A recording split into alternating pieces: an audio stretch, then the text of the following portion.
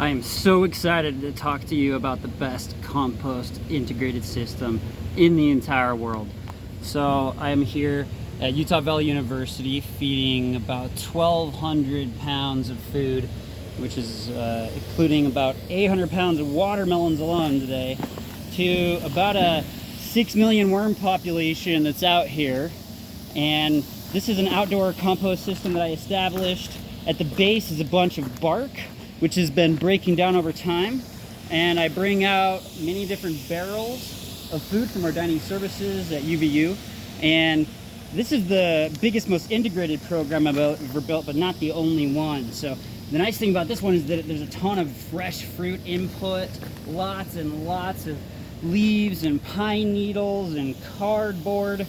And by layering these materials together, we create a habitat for worms, bacteria, and fungi.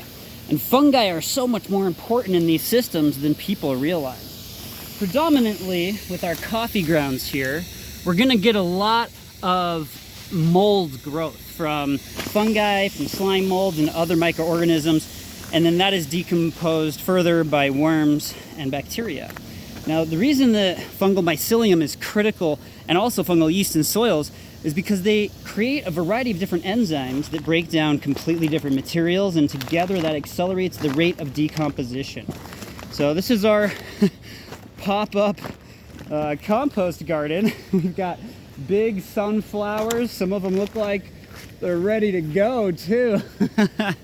And we've also got some cantaloupe popping up over here.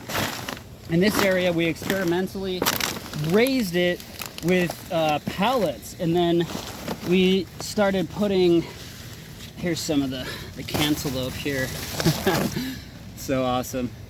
We started putting compost on top. That's a good sized one. Don't know if you can see it. Yeah. So we put compost on top of these pallets that are stacked out here to allow a degree of aeration, and then we water in different areas and feed them like this about once a week. Then we compost. We also do this inside. Check out my beautiful mess. Probably can't even see most of it. All my equipment's crammed in here, but the goal of all of this is to create the most amazing aerobic or oxygenic vermicompost tea. And I can modulate the recipe of this extremely concentrated liquid probiotic fertilizer for plants with an array of different ingredients based on if I'm trying to treat trees, grass, bushes, grow vegetables. Then we stock up on the compost tea to use it across campus.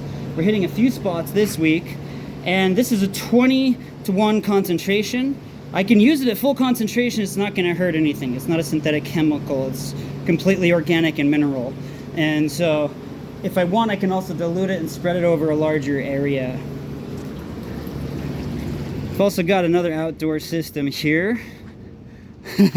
So I layered these lids on to essentially just prevent some of the sun. It will reflect a little bit of the heat back up. It'd be better if it was white for sure. Just use what was on hand. But it looks like this is all breaking down really nicely out here. That's fantastic. Last week it was about up here. So that's really fun. And we're in the process of probably relocating to a new location. And at the same time, I've also given a proposal to the university, and I am just awaiting their reply now. So I spent about 2 years building this program, and it allows us to take in the green waste of the university and turn it into a resource. By using that resource, you actually increase the sponginess of the soils as well. And so that's really important because you can mitigate loss of water. And if you mitigate loss of water, water is super expensive, right?